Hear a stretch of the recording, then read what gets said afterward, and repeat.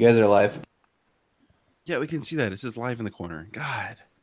I didn't know that. I'm the one. Matt, get out of the chat. You're not in this one. Oh, I hate you so much. Leave. God, he won't stop talking. Get your reviews done. Shut the fuck up. Damn. Shots fired. Get your reviews done. I like how he kept the intro just to one line because I suck at reading. No, I'm just trying to cut it down. Scott and I had this discussion the other day before we started. Like, we just expect people to know who we are at this point. Oh, like, damn. It's written in the description of the podcast.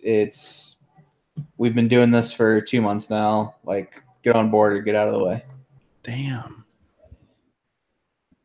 So arrogant. I love it. Put some respect on that name. Respect. No T. OT. CK. Yep. Have fun editing this, Matt. Ha ha ha ha ha. It'll take me like 4 seconds if you guys don't fuck up. I won't fuck up on purpose just for you. Yep. You should watch your mouth. Ellie's in the room with you. God. She has headphones on. Don't question my parenting skills or I'll come over there and slap you with my dick. I would love to see you try, because that would require you to drive for 6 hours or 8 hours to Maryland. You know what scares me about this though is there's been multiple times where we've like edited a podcast and uploaded it and it's gone live for several hours, and then we're like, "Oops, it's the unedited version with all of our talking beforehand." Oh, God. Way to go, Matt. It's all on you. Yeah, that's not great. Although I do think people would like to hear our randomness at some point. Our banter. I was thinking about that, about doing like a round table, just talking about whatever tech we want to. That's what the Friday show is supposed to be. I just don't feel great about starting it and then like 10 days later going and having surgery and being off in 3 weeks for 3 weeks. So, you're off now. You're just always off. You're echoing, Andrew.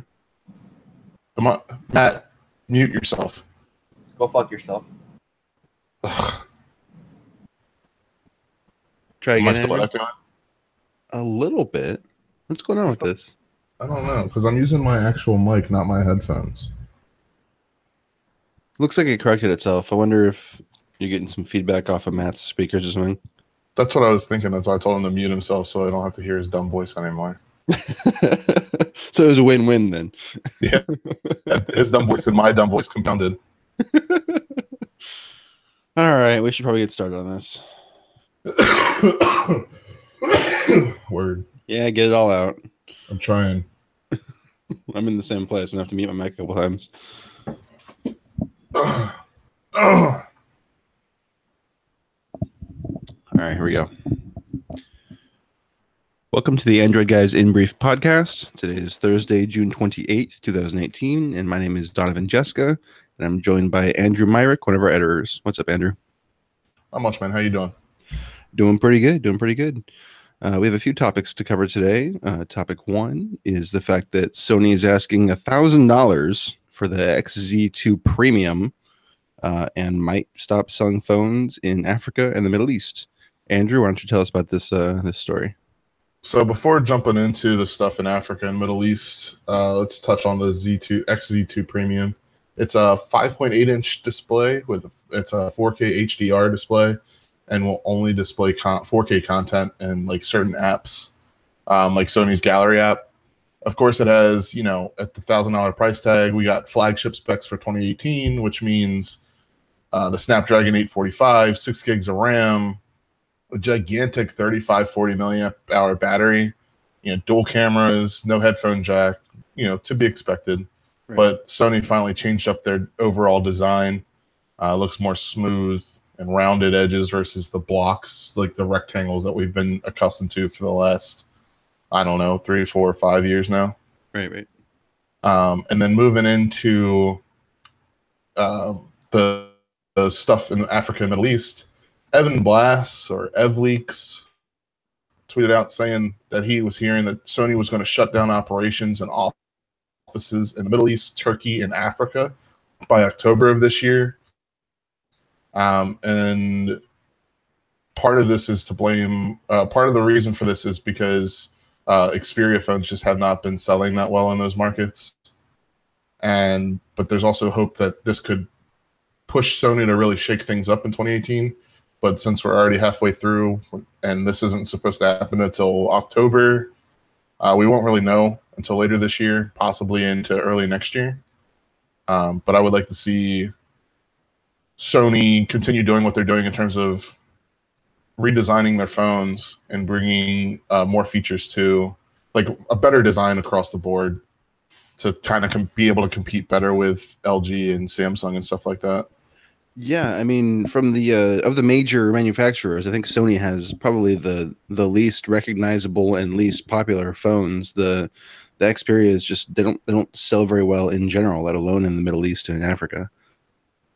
Yeah, I mean, and at $1,000, nobody in those regions are going to buy these phones.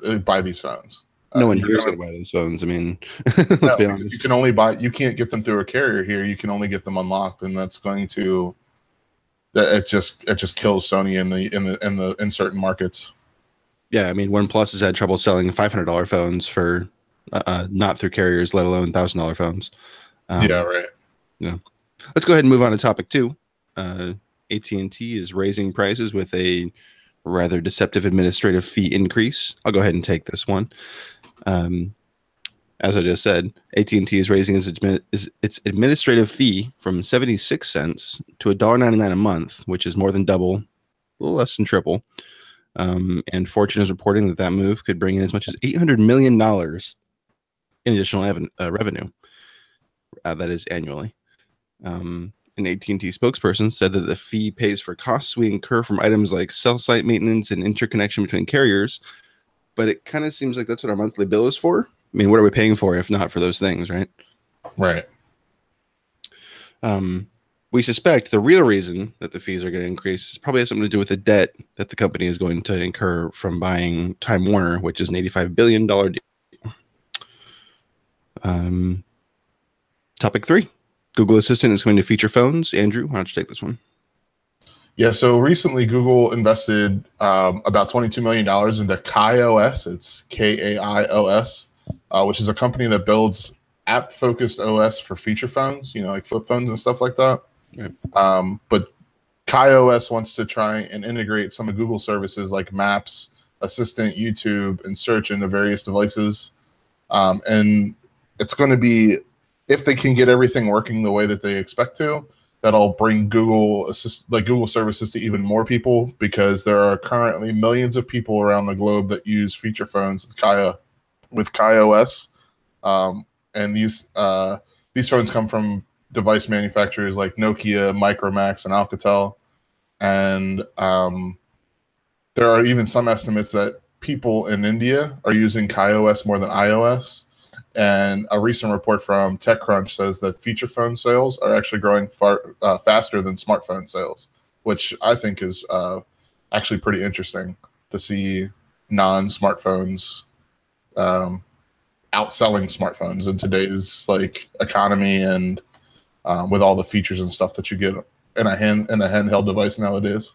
Yeah, that's crazy to me. I kind of want to read that TechCrunch article for myself now, because the idea that feature phones are selling faster than smartphones is madness to me. I mean, here in the States, we're connected all the time to our phones. We're basically attached to them.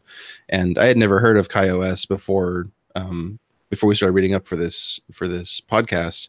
But it seems really interesting that they're kind of making kind of a semi-smartphone rather than just a feature phone these days. Yeah, I agree with that. Definitely agree. Okay, well, topic 4, we have Apple and Samsung finally settle the patent dispute from 7 years ago. I'll go ahead and take this one. Yeah, finally. As I said, this court battle has been going on for 7 years after Apple sued Samsung for allegedly copying parts of the iPhone, and then Samsung, of course, in typical fashion, countersued Apple for alleging that it too had infringed on Samsung's patents. Samsung was originally ordered to pay Apple $539 million in May 2018, but it looks like that might not happen. Of course, the terms of the settlement weren't disclosed and remain private for the time being, but I'm sure that'll link out eventually. Yeah, we'll hear about that at some point in time, probably sooner rather than later. Oh yeah, definitely. I mean, what do you think of the lawsuit, Andrew? What do you think is going on with that? I mean, it's something it's been happening for 7 years, the better part of a decade now. And when it happened, it was kind of expected, because all of these OEMs, to some form or fashion, like they ape or like quote unquote steal ideas and features from other devices. Like Absolutely, yeah. the most recent one that I can come to mind, like off the bat, is Apple released the iPhone X with Animoji, and then Samsung came out with AR emoji, which was a more personalized version. And then with iOS 12, which releases this fall, Apple's coming out with, I think it's pronounced Memoji, which is personalized Animoji. So you can actually like go through and customize and create your own little Animoji, then record up to 30 seconds and send it out to your friends or overlay it on pictures and stuff like that. So these companies are always like aping and taking different things from one another and just putting their own spin on it. And then when it comes to like Samsung and Apple directly, it was expected, and it's good to see it's fine. It looks like it's finally done. Like the fight for now, at least, is finally over. Yeah, I mean, and I think something that's often lost in the scuffle of corporate espionage and stealing and all these inflammatory words is that the consumer benefits from these things. Like, Apple innovates, and then Android comes back with its own version, its own take on this with improvements, and then Apple, just like you were saying with the emojis, the consumer benefits from these things because they're improvements over time. It's the free market at work, really. Yeah. Well, alrighty. Topic 5. Samsung. Sorry? I said you said topic 5. I said the last one's the big one. Oh yeah, indeed. Samsung sent out a Note 9 invites. Andrew, why don't you take this one? Yeah, so Samsung kind of surprised everyone yesterday and announced that the Note 9, well, they didn't say the Note 9, but its next Samsung Galaxy Unpacked event will be taking place on August 9th, which, 9 and 9 is 9. We'll just take that there. I get it. And then the invite itself shows off like the S Pen button, which leads us to believe that the Note 9's on the way. And the event's going to be held in New York City. And for those who can't actually attend the event, Samsung will be live streaming the event online like they have been for the last few Unpacked events. So, Donovan, what are you looking to see, or what are you predicting that Samsung will do for the Note 9? Well, the Note 9 kind of seems to be like the Galaxy S series, but it's kind of like the half iteration. So you might see a couple new AI features, maybe. I wouldn't expect necessarily a new processor because we probably would have heard about that beforehand. Maybe a RAM upgrade. Probably the Infinity display on the Note would be interesting. I'm really not sure where they can go though. Samsung's kind of taken us for a loop the last couple iterations. What do you think? Do you think they're going to do the embedded fingerprint display and the embedded fingerprint scanner in the display? Oh man, that'd be really cool. I don't know if they're ready for that though. I feel like if that was going to happen, we'd have more of a leak to that because Samsung's not exactly secretive when they're bringing new devices out. No, they have very well placed leaks and rumors and stuff like that. I agree with you. I think we're going to get Infinity display, dual camera setup, Snapdragon 845, obviously the S Pen, fingerprint scanner orientated properly on the back, USB-C, all the stuff that you come to expect from not only a 2018 flagship, but also another iteration in Samsung's overall lineup, not just like the S series or the Note series. I do think that we could see some improvements to, I think Bixby could be improved a little bit more. Oh, definitely. And I think they're gonna probably drive that point home. But recent rumors I saw said that there might be a Bluetooth chip built into the S Pen. And if that happens, I would love to see what Samsung's planning to do and how that's going to interact with the phone and why you would use Bluetooth in the S Pen. Well, it seems like the Bluetooth and the S Pen would make it more of a smart pen rather than just a dumb stylus. Yeah. Writing digitization or things of that nature, or even connecting to other devices for emulation with the what is it, the Samsung desktop accessory. The Dex, the Dex dock. Yeah, the Dex, because then you could have Yeah. things like you could use it on drawing pads and things like that to digitize your drawings. That's true.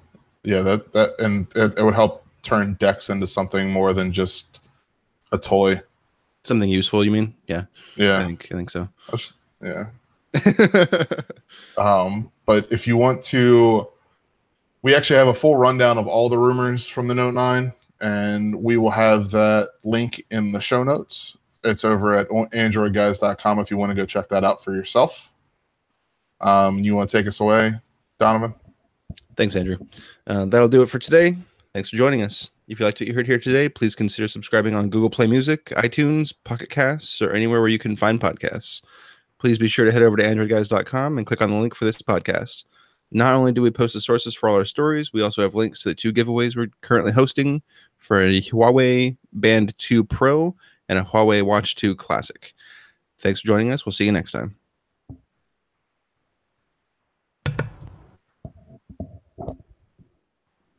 And we're out.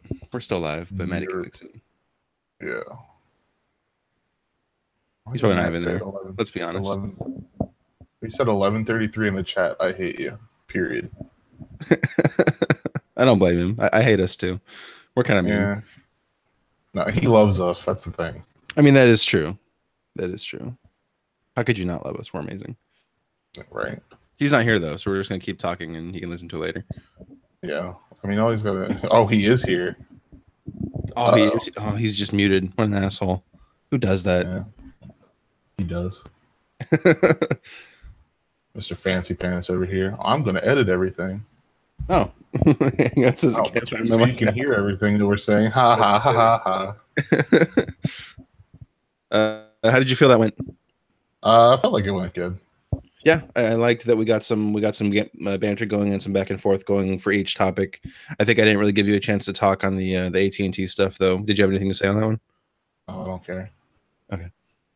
You kind of just like segued into the next one, because I could have. I probably would have gone on a rant about how shitty carriers are, and this would have turned into a much longer podcast. Yeah, but I feel like we need to say that sometimes though, because carriers do suck. Like, they're awful. I think the only carrier that's not actively terrible is T-Mobile at the moment. They're all terrible. Like, I agree with you, but they're all terrible. I do like what T-Mobile's doing with militaries, the 50% off. Yeah, that's pretty cool. Military families. I think that's really good. Yeah. All right, Matt. It worked. Matt. Hey, there you go. Hi. Take care of these overdue tasks. No. Every time I see them in the morning, I think of you. So frustrating. I'm just about to like click them all and complete them. They're just to click them all. They're just gonna come back. Yeah, that's fine, but they're not going to be overdue sitting in my today folder. Yeah, they will next month. Seriously, how many of these have you done? How many still need to be done? I want to say 17. Oh my god, how many do you guys have sitting in that through? Can you go through? Well, once you get the first one done, it's really easy to go back and edit in the future, especially when there are no no new smartphones released. Right. What Matt's doing. I've had to write quite a bit the last couple of days on these, actually. Have you? Yeah. And why under approved is it all assigned to you? Under what? Approved? Hold on, let me look.